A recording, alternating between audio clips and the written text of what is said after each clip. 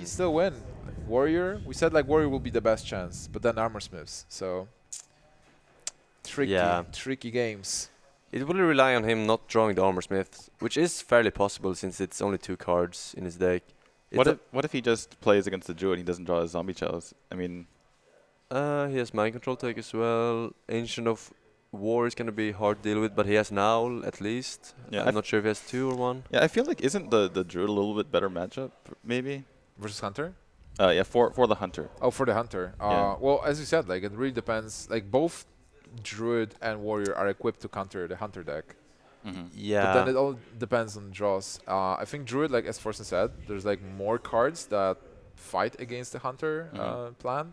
With Warrior, he really uses Armor Smiths because I mean, Druid would have been better without if the Warrior didn't have Armor Smith. But I have never played with Armor Smiths before in Grim Patron Warrior deck, so I think it can actually just be too good to be able to beat the Hunter. I mean, for the Hunter to be able to beat the Warrior. Yeah. All right, guys. I think the players are ready. Daniel from Romania, StanCifka from Czech Republic. What are they going to take? Is he going to go with the Hunter again, try to just scrape out 1 victory?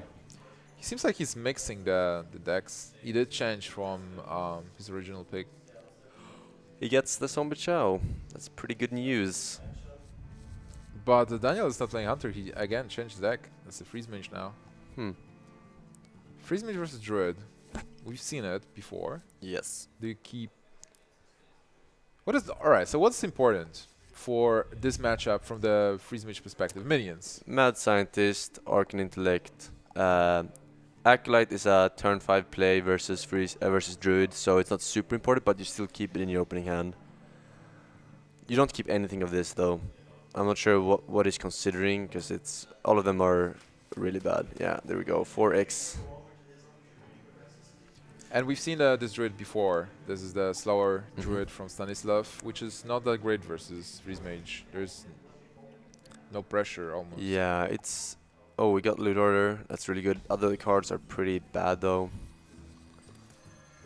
I mean, the Zombie Chows are not that bad against Freeze Mage, because if you get lucky against Mad Scientist, if they have Mad Scientist and they get the Ice Barrier, you can start beating their armor and they won't get any health gain when they finally kill the Zombie Chow. So it's not bad, but we see only a Loot Order in the hand of Daniel, so it's not gonna be that useful. Zombie Chow doing the pressure. Originally in World of Warcraft, Freeze Mage was the one who was getting the Zombie Chows in Naxxramas. Have you played that? That was the encounter versus Gloof, I believe, the big dog. Yeah, I wasn't a big fan of PV, you know, role-playing all It that. was just like killing people before entering Naxxramas. Exactly. It's camping, corpse camping. So he's gonna get a lot of value from this because he doesn't really have any direct way to deal with it. He could Frostbolt it now, but it's bad on the curve, and just playing Ice Block here is better.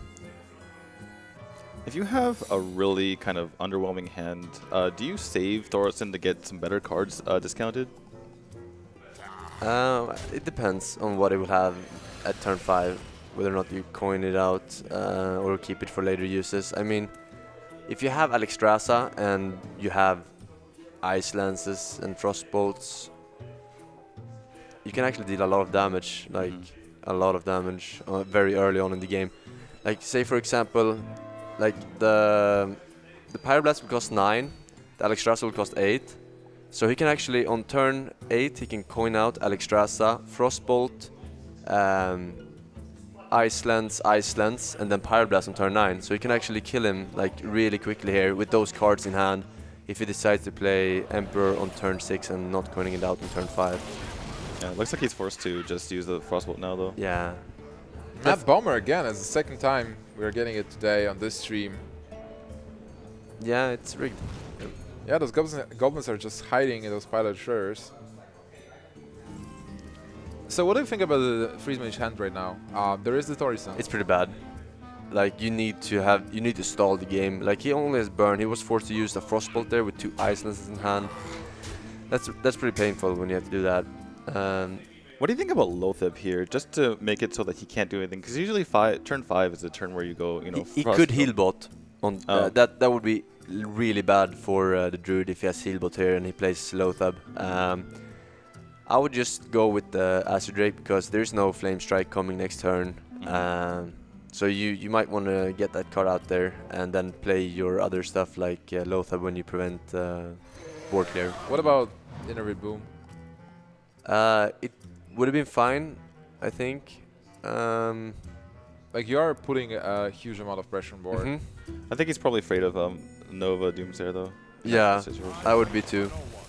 I've never been a fan of Innervate Wild Growth. Me neither. I don't think. Like, he's setting up Boom or Ancient of Lore next turn, and he wants to keep Lotheb for the key turn. But he could just play it anyway with the Innervate. Yeah. So he's playing the Russian here, getting some value, but only on burn. Well, he has so much power and a lot of power in hand. Yeah. How much damage is it even?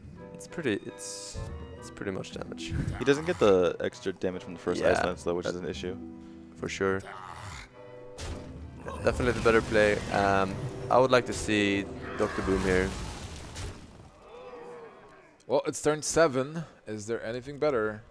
StanCifka just thinking. Last time he played actually the Ancient of War before playing Dr. Boom. So there was some reasoning in this same matchup. Like, he wanted to bait out the Blizzard and some removal before playing Boom. Yeah. Because in the long run, like, if Boom survives, he can deal more damage. If you play Boom and he Blizzards though, he's floating a mana because Blizzard would cost 5. Or I mean, he doesn't know that he has or doesn't have it, but it kind of makes it a little bit awkward. Dr. Boom is better against Flame Strike. Yeah, exactly. You can't play Flame Strike against that. He can play Flame Strike. He can play Flame Strike. I mean, there's wouldn't is what I'm saying. Yeah. I guess you wouldn't Flame Strike against an Ancient of War either, but you could uproot. Yeah, just uproot or riot. Uproot would actually be pretty good. But that's really why I love Thorison as a card, because like for StanCifka there, like he had to think about those different weird plays like Flame Strike on 6 and and other stuff, as you said, like floating mana for Blizzard on turn 6 as well. Yeah, and it's really scary because all 6 of those cards, like what could that possibly be? You know, he could just die really soon here. Oh, he's playing around Flame Strike now. Yeah, he knows he can proc the trap next turn. Wow, if he can do nothing. This is really bad. This is awful. Do you Ice Lance the Dr. Boom here? You kind of have to, right? I mean, it's very possible that he can proc the Ice Block anyway without Dr. Boom. Druid of a Claw. Like, he only needs 4 damage. 3 damage with so many cards. So I don't think that Ice Lance is gonna make a difference here. He's just gonna go ahead and ping that. He's not sure what he's looking for here. Well, pinging armor is always good in this matchup. So basically, yeah, next turn he could Alexstrasza himself and double Ice Lance minions to get Alexstrasza. But I mean, where's the win conditions then? Like, it's super hard. Oh man, so apparently Daniel was able to put enough pressure. Or Stan. Oh, it's actually Stan, yeah. Stan pressuring Daniel. With no combo. Yeah, he's just playing those big minions, hoping for the best. This looks like game. Yeah, you can ping your face. I mean, it's pretty interesting. Without the combo, there's no dead cards. So you just keep putting pressure, and then like Freeze Mage. Yeah, and like Freeze Mage just can't deal with like the big minion after big minion after big minion, and that in the end just does more damage. All right, so Daniel's going to concede, and StanCifka takes lead. And suddenly in this match, there is a twist because it's not about Hunter not going to win the game. It's about Warrior winning at least one for StanCifka, and then the match is over.